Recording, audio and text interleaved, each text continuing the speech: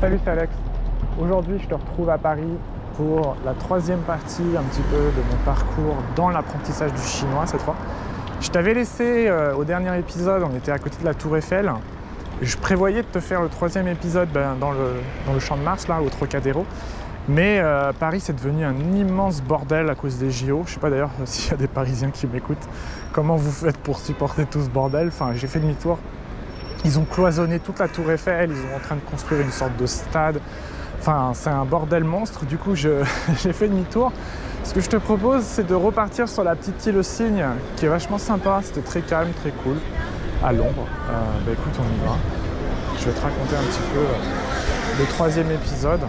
Donc, dernier épisode, je t'avais laissé où, en fait, j'avais fait mes 6 premiers mois en Chine et ça s'était pas très bien passé niveau langue. J'avais pas vraiment progressé.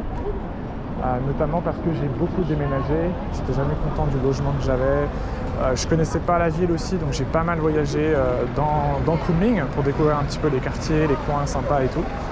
Donc il faut savoir que à la fin de ces 6 mois en Chine, donc les 6 premiers mois que je t'ai raconté dans la capsule précédente, j'ai décidé de faire un voyage en Chine pour un petit peu changer d'air parce que ça faisait 6 mois que j'étudiais à plein temps.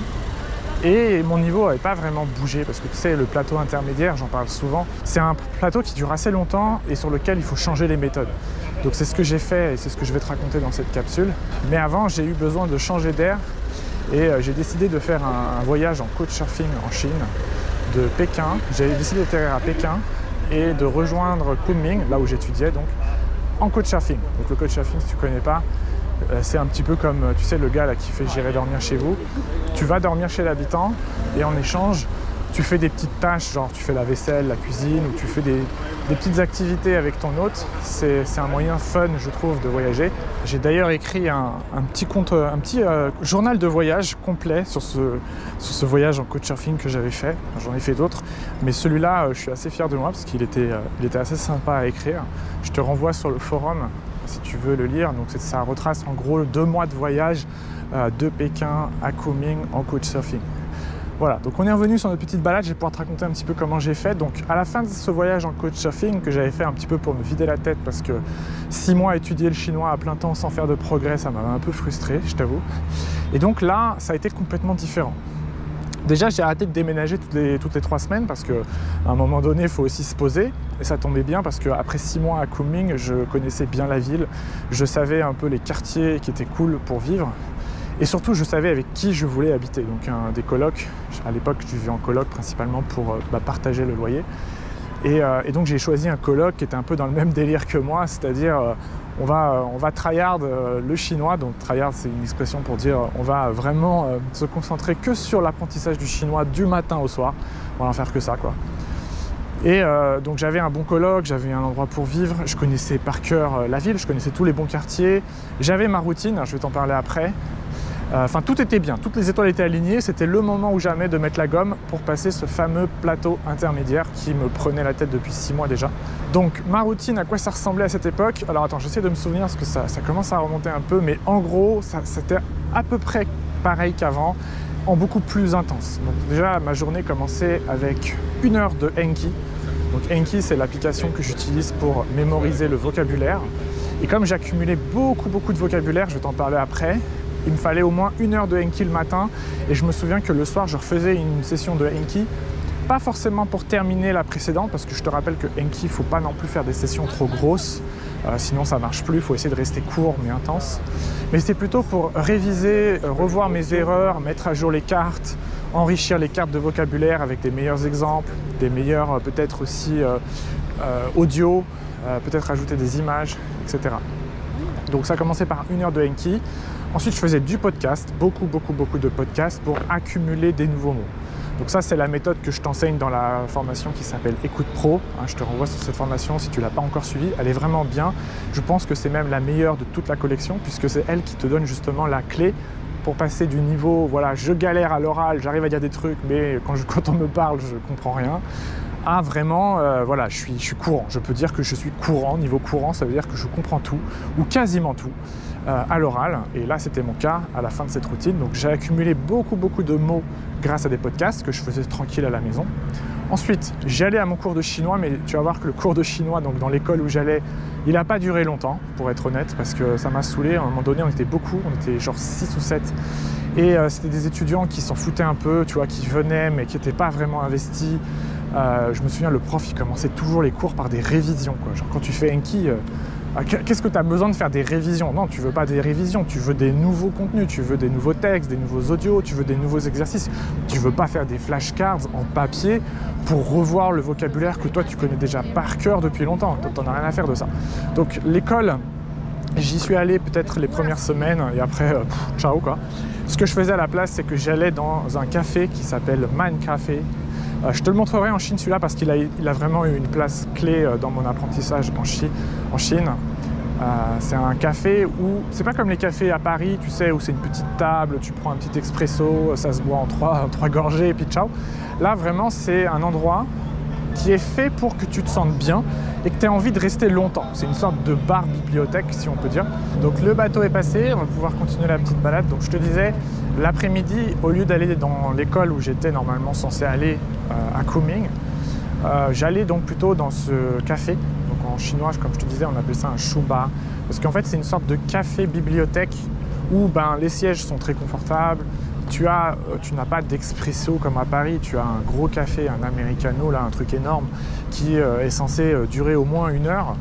Et tout est fait pour que tu te sentes bien. Si tu veux, tu as une petite table, tu as une petite lampe, tu as beaucoup d'étudiants qui y travaillent. Et puis bien sûr, pour quelqu'un comme moi qui apprend le chinois en autodidacte, c'était vraiment le paradis. Donc je m'y posais en début d'après-midi et je restais toute l'après-midi jusqu'au coucher du soleil. Donc je t'expliquerai après pourquoi, enfin dans une autre capsule, pourquoi je parle souvent de coucher du soleil. Tu verras que le soleil a une place importante dans ma routine. Je t'en dis pas plus, je te garde le suspense pour une prochaine capsule, mais tu verras pourquoi. En tout cas, j'y passais tout mon après-midi et pendant ce temps-là, je me souviens, j'arrivais à refaire encore des podcasts pour accumuler du vocabulaire, mais surtout, je travaillais ces podcasts d'une manière vraiment particulière pour être capable de tout comprendre. Parce que mon but, c'était pas juste d'écouter comme ça en masse du contenu, c'était vraiment être capable, si demain j'écoutais une conversation que je ne connais pas en chinois, réussir à tout comprendre. Parce que c'était ça mon plus gros problème à l'époque, c'est que j'arrivais à bien me débrouiller à l'oral, notamment parce que j'avais des bonnes bases en prononciation. Ça, je te renvoie vers la première capsule que j'avais faite là-dessus. Donc j'étais toujours bien compris, ça c'était vraiment un plaisir pour moi. Par contre, je ne comprenais pas tout ce qu'on me racontait en échange. C'est-à-dire que je disais quelque chose, la personne comprenait, me répondait, mais moi je ne comprenais pas ce qu'elle me répondait. Et ça, c'était assez frustrant. C'était notamment dû au fait qu'il me manquait des mots. Au début, c'est normal, tu ne connais pas tous les mots en chinois. Donc pendant 6 mois, je me souviens que cette routine, elle a été extrêmement efficace.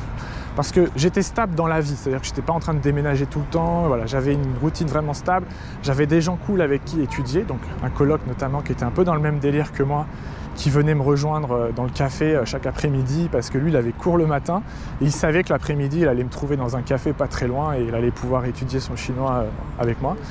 Donc lui, je l'ai pas mal, ça a été mon premier élève en fait, puisque tu sais mes petites capsules audio que je faisais sur YouTube, là, tu sais, avec la tablette, c'est sur lui que j'ai testé les premières fois, c'est-à-dire que le soir, souvent, on parlait de chinois, évidemment. Quand tu as 2 étudiants qui étudient à plein temps le mandarin, le soir, on parlait souvent de langue chinoise.